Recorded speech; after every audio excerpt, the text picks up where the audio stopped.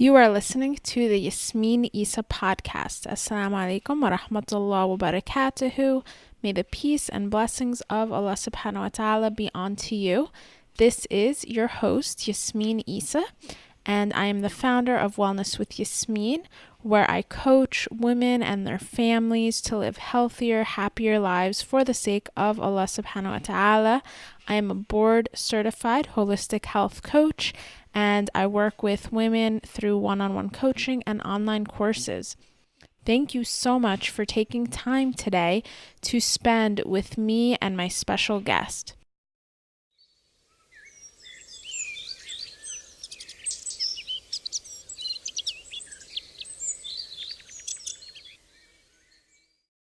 Welcome to episode number 2. Today's special guest is Sarah UmmYusuf from Nature's Nurture. Sarah and I had a lovely interview. She truly is a beautiful spirit, and you'll get to see that when you tune in, inshallah. She lives in Canada with her family.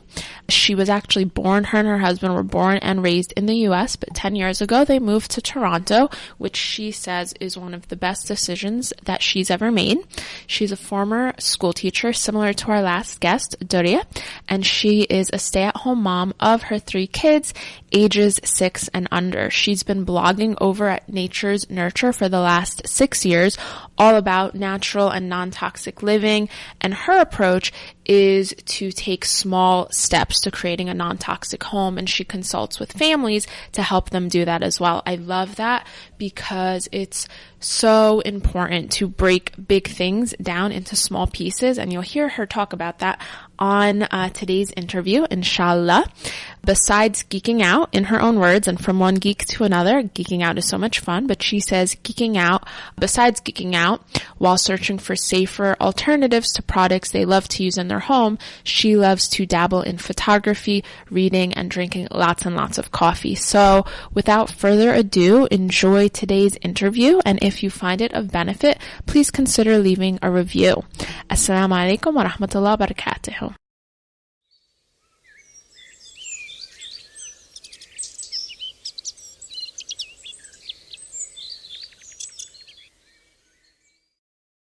Today's episode is sponsored by Glow Academy, particularly the 6-week Ramadan online Mind, Body, Soul retreat. To learn more about Glow Academy, visit wellnesswithyasmin.com/glow for a plethora of different holistic health courses for your mind, body, and soul.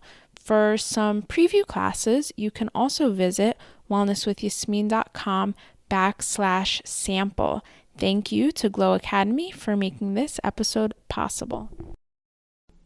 Before we begin today's show, I'd like to make a small clarification. On today's show, Sarah calls me a nutritionist. I am not. I am a board-certified holistic health coach, and yes, there is a difference. I am trained in nutrition, and to be honest with you, labels don't mean too much to me, but in order to respect the profession of others and also make sure that I am not overstepping any boundaries legally, I'd like to make that clarification there. There's no worries that she did that, as literally so many people have. Alhamdulillah, there are a lot of similarities for sure, but each profession has its own additional things. So nonetheless, enjoy today's show. Assalamu alaikum. Assalamu alaikum wa rahmatullah wa barakatuhu. I'm very excited today to be here with Sarah UmmYusuf. Sarah, how are you? Alhamdulillah, how are you? Good, alhamdulillah. Excited to be with you here today. Could you start by telling us in your own words about yourself personally and professionally, whatever it is you feel like sharing? Sure. So I'm a wife of almost 15 years now, alhamdulillah. MashaAllah. And mother of 3 small children under the age of 7. And I was originally an elementary school teacher before I stayed home and had kids. And so now I'm a stay-at-home mom, but I couldn't just stay home and do nothing. And so I mentor people in creating a non-toxic home for themselves and their family. Alhamdulillah, that is really awesome. Do you ever miss teaching? My husband's actually a school teacher, but high school Oh, history. okay. And I teach at the masjid and teach my own personal classes, but that's not the same Yeah. thing as what you were doing. Do you miss Mhm. that or?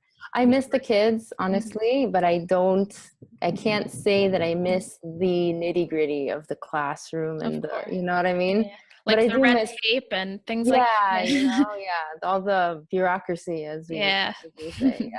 But Yeah. alhamdulillah. Alhamdulillah, that's awesome.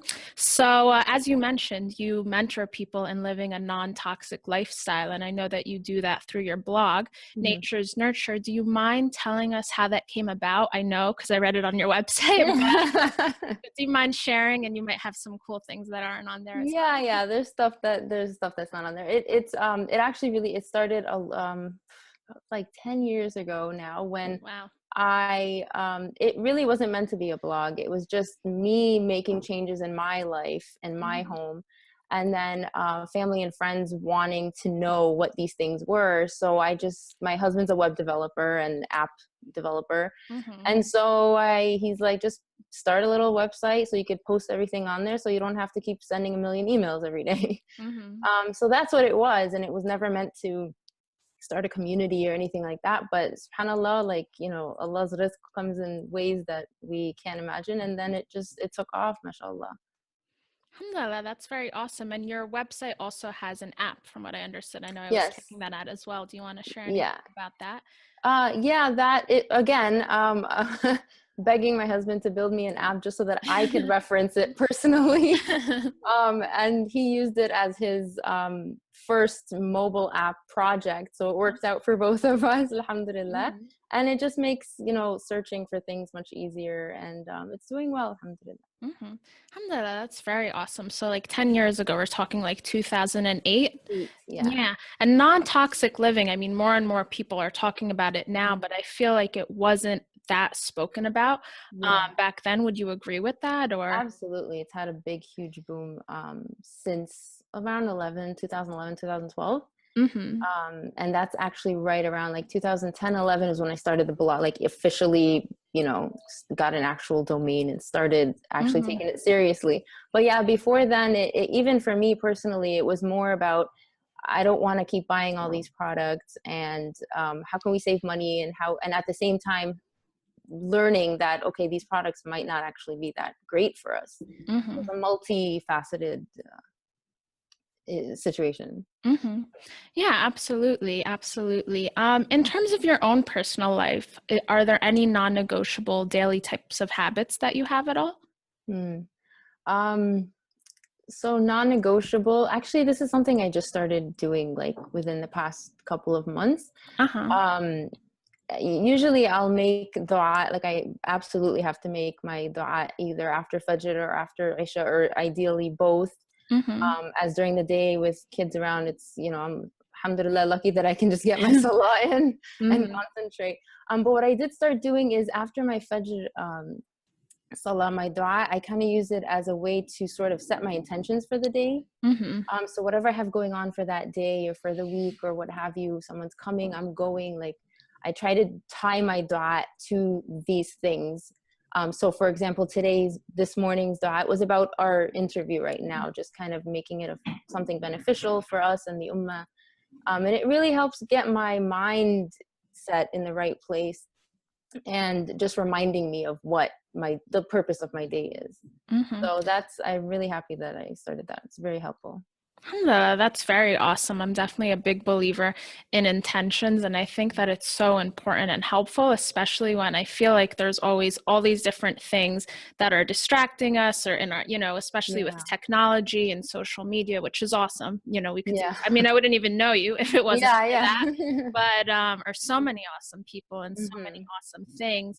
But I love that because I think it's so helpful to really just, create meaning out Yeah. of what we're doing. Would Yeah. you say that that also helps you with your blog? And if you're ever doing anything new with that, I'm sure maybe you incorporate that idea with Yeah. those projects as Yeah. well. Yeah. Yeah, absolutely. So, I haven't been blogging per se so much Hmm. right now. Right now, I'm trying to shift over to creating products and Okay. things to actually help simplify and make this whole thing easier, because it can get really complicated. Mm-hmm. So yeah, definitely that's incorporated. Family life is incorporated. Social life is incorporated. It's such a wonderful way to start your day. You always hear from, life coaches and such to, sit down and get your intentions straight and make your intentions for the day. And like, what better way to do that than when you're asking Allah? So, alhamdulillah. Alhamdulillah, that is really great.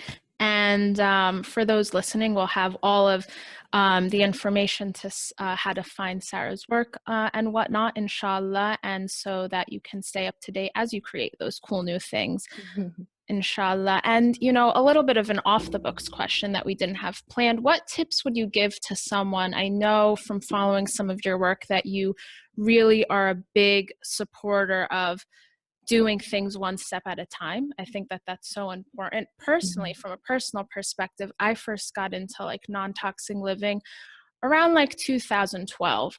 I was into health. I started to really get into health and nutrition back in like 2006. And Okay. for a long time, that didn't also incorporate things like cleaning products or personal care products. And I think that that's so important. Sometimes, I don't like to say what one is more or less important, because they're both good for sure.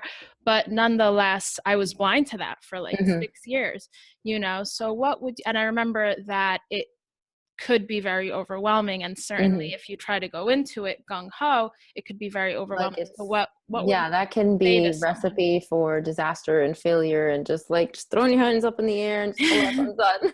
Yeah. And that's how, that's everyone goes through that. And so what I did is what I teach my readers is that to kind of zero in on one area that you want to focus on, be it a room in your house or just a category of products or what have you, and then just pick one product. Like specifically, I started with personal care products and I did deodorant. And I said, I'm going to try and find a non-toxic alternative, and decide whether you want to try and make it or buy it or whatever it is, and don't stop until you find something that you're absolutely 100% happy with, and then you can move on to the next product or the next room or what have you. But I really think it's important to kind of break it down into those tiny steps. First I need to pick one area, and then choose a product, and then find something that I'm happy with, and then switch. If you try to do too much at once, you're going to look at everything in your house and say, oh my God, everything's going to kill me. And there's no point in even trying. So it's definitely a journey. And I talk about this all the time, that this is a journey. This is not, a one-step shot. So if you're aware of it from the beginning, that this is going to take a while, then at least you're prepared and you're ready for what's coming. Yeah, absolutely. I like to call that kind of concept like pre-framing, because then you kind of know what to expect. I'm not really a believer in trying to convince other people of things that they're not really into. But at the same time, if we have anyone who's listening who's kind of skeptical on this whole, like, do I really need to be doing this type of thing? Is there anything you'd share with them? Not necessarily to convince them, but just any like information, or why it's important to you perhaps, or why you think you're so passionate to share it with others? Honestly, it comes down to, we're here, living here. We've been given this body as an amana from Allah as a vehicle to carry us through this life. And we have so many important things to do in this life before, we move on. And so, in addition to taking care of the earth, we have to take care of our bodies, because, you're a nutritionist. I'm sure your readers are well aware, but the thing that really made it click for me was, and a lot of times it made it click for people that are just kind of like on that fence, is getting into the details of scientific studies, For sure. Long-term testing and peer-reviewed research, and things that actually are testable.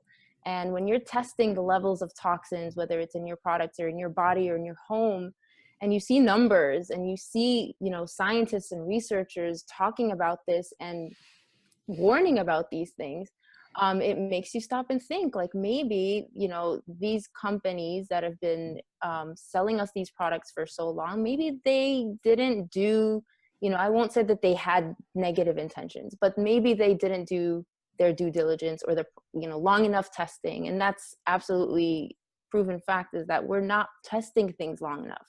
We're not testing them in the ways that we're using them, for a long term. And so we're not able to see things until 20 and 30 years down the line. And then, oh, by the way, that thing you've been using your whole entire life might might be the cause of such and such right you might be having.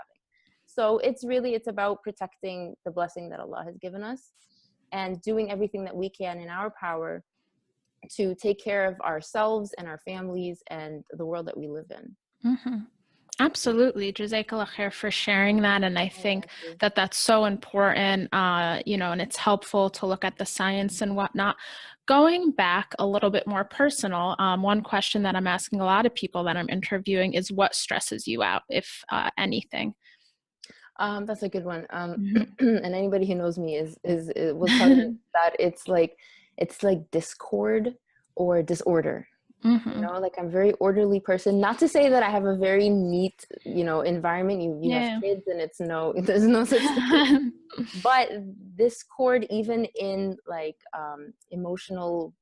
this emotional state of everyone, if there's fighting or there's tension or just everything's just out of place, either physically or mentally, like that just so that's a big definitely a big stressor. Well, yeah, thank you. Oh, go ahead. I don't want to cut you off. No, I just said, I'm done. So would you say like alignment is what really helps you then? Like, when you're just in alignment, and of course, this world is not perfect, so it's never going to be perfect. But I think I can resonate with that, because I'm similar in, obviously things can't be perfect. And in fact, if we try to have zero discord and everything, then I feel like that's kind of like a, like dissonance in itself. So it kind of defeats the purpose and whatnot. But I definitely thrive on my environment as well. Physically, like things around us when they're organized. And also, I love that you also brought up like the emotional factor, like the energy that's around us and whatnot.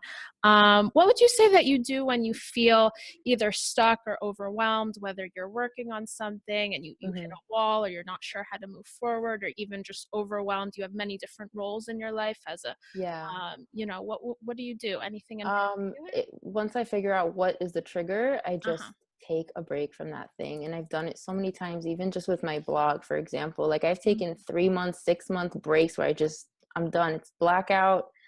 Just step away until I can get myself back to because I don't want to do, half work. I don't want to be resentful. I don't want to do things under a state of stress, and so it's my thing. Even if it's something like my kids are stressing me out, I literally take a break and go and sit in my room and just breathe, you know what I mean, on my bed for a few minutes, and then, get my mind right and get back to it. So whether it's 1 day break or a 1 year break, just walk away if you can, if it's possible. Just walk away. That's great advice, and definitely very, very powerful. Are there any examples you can think of from your life where you've overcome any sort of adversity that you'd be willing to share? About 5 years ago, my grandfather passed away. Allah yarhamu. Yeah, he was battling cancer, and it was a long ordeal, but he went back to Allah, alhamdulillah. But the adversity part is he was like the closest thing to a father figure in my life, because my father also passed away when I was very young. I don't remember him. And I wasn't able to go down.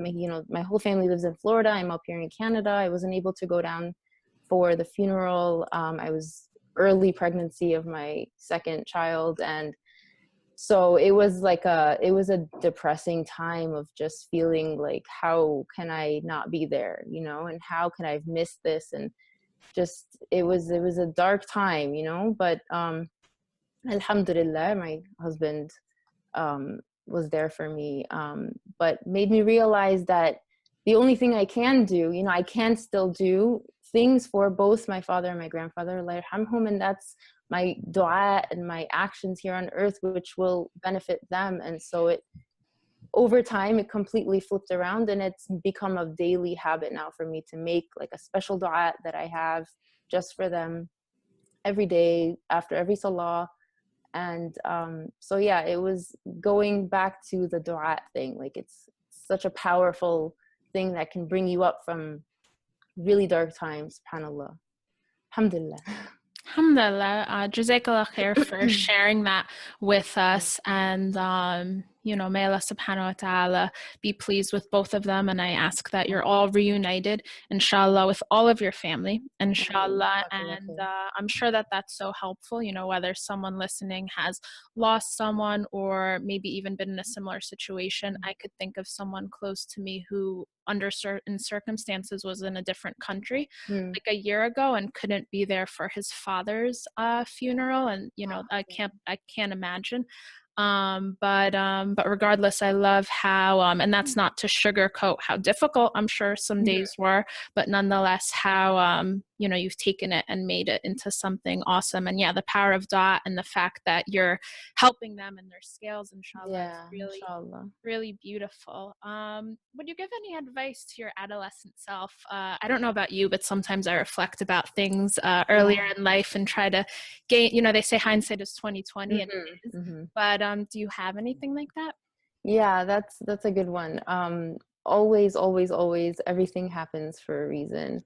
And I knew that then, but and then that was my motto growing up, but you don't understand the gravity of it until you get older. And when you think things aren't going according to plan, remember that they are going exactly according to Allah's plan. Like that was something that took a long time for me to understand. We plan, and Allah is the best of planners, and that would definitely encompass so many things from middle school, high school, that whole time, that confusing time of our lives. Absolutely. Everything is exactly how it's supposed to be. Alhamdulillah. And I'm guessing, did you grow up in Florida? I grew up in the States, yeah. All over the States. Okay, all over. Yeah. So I know we had a series of stress and heavier questions. I think that they're important, and I like to ask questions like this because I think, especially in the internet day and age where people tend to see like highlight reels and whatnot, I think it's so important to talk about just how to get through certain things and whatnot. But on a brighter note, what makes you happy and joyful? I remember from your bio that you love coffee, and I know that I don't know if I'm not trying to feed you answers, but what makes you happy and joyful? It's funny, I just told my kids were playing the other day, and they're all getting along and laughing together and joking, and I went up to them and I told them, you guys know what my favorite sound in the world is? And they were like waiting for some crazy answer, and I was like, it's you guys laughing. Just your kids laughing in genuine happiness and joy. That just makes a mama's heart just so happy. Alhamdulillah. And coffee coffee helps a lot. Alhamdulillah. Yeah, that's really great. So you've already shared a lot of ways, specifically through dua, and you mentioned salah and whatnot, that Islam has inspired you, but are there any other things you'd like to share in terms of how it has, just in general? I'm listening a lot to the Seerah. And learning so much about the intricacies of the Prophet ﷺ's life and his family life. And it's hard to brush over how inspiring, for example, Khadija radiallahu anha was, and like lady boss of the OG lady boss, you know what I mean? MashaAllah. Definitely. Yeah. So she's super inspiring, when you feel like, what am I supposed to be doing? Am I doing the right thing? Am I supposed to be working? Am I supposed to be spending more time at home? Should I do this? Just follow the examples of the mothers and the wives of the prophets and the believers. And it's really, Islam, mashallah, it's an all-encompassing lifestyle. And so there's so much there to gain and be inspired from. But if we're talking specifics, definitely got to be Khadija radiallahu anha and her story.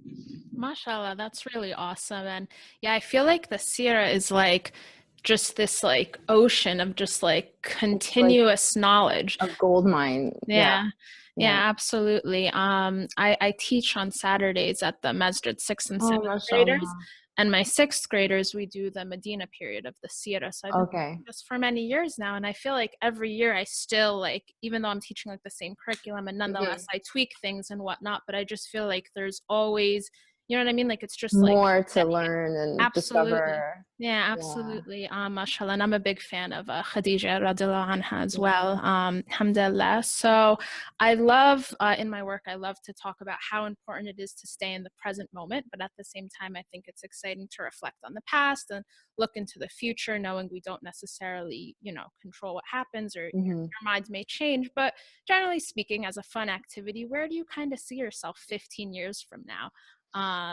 15 years. Yeah. 15 years, my youngest will be 18, inshallah. So Mashallah. that's wow.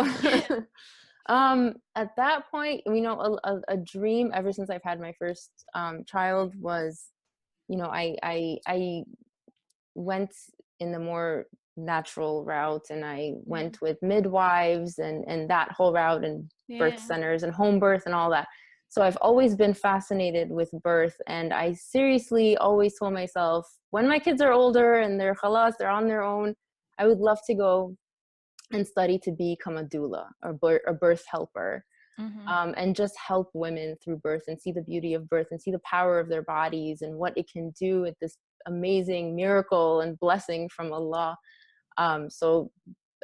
Yeah, I'm glad you asked, because I don't think I've ever said this literally out loud. But yeah, I can definitely see myself being working in birth and women, inshallah. Alhamdulillah, that's really, really awesome. That's something that really fascinates me as well. We don't have children yet, but we plan to in the future, inshallah. And I'm so into that as well. I mean, for a while I've, and Allahu alam, but nonetheless, for a while I've known that, the whole home birth, and I think water birth is fascinating and whatnot. One of the guests that I'm interviewing in a couple of weeks, you're probably familiar with her work, Shannon from Homemade Families. Love her. I think that that's so awesome. So that's, whether or not you do that in 15 years, I think that's great. And inshallah, that's very, very cool. Could you share with us where listeners could find your work? Anything that you want to share? Again, there'll be notes where people could get direct links and whatnot, but anything that you want to share directly to invite people to check out. Yeah, just you'll include links to the blog, naturesnurtureblog.com. I'm starting to get much more active on Instagram, so connect with me there. It's /naturesnurture. And just come and hang out and ask me questions and talk to me and share with me, because I love connecting with people. And I think, like you were saying earlier, the internet has its moments, but alhamdulillah, it's been amazing avenue to connect with people that you never would have met before. And through the blog as well, having this platform that I can reach so many, I love it. I love connecting with people. So come hang out on Instagram. Alhamdulillah, yeah, Instagram is one of my favorite. I think it's my favorite. I think it's my favorite now. Yeah. Yeah, I like it. Alhamdulillah. Anything else you want to share at all before we close up? No, just focus on your families and your bodies, and take care of the amana that has been given to us by Allah. Alhamdulillah, that's an awesome thing to close out with. Thank you so much, Sarah. It was wonderful chatting with you. You too. Thank you so much for having me. It had a blast. You're welcome. Assalamu alaikum wa rahmatullahi wa barakatuhu. Wa alaikum salam wa rahmatullah. Well, that is what we have for you today. Thank you so much for listening. Thank you so much for spending time.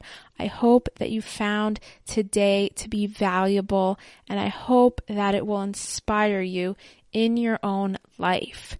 The show notes for today's show can be found at wellnesswithyasmin.com/2, as in TWO. Please leave a review if you benefited from today's show. That will help other people find out about the show, and then you can pass on all of the goodness, inshallah. Assalamu alaikum wa rahmatullah wa barakatuh.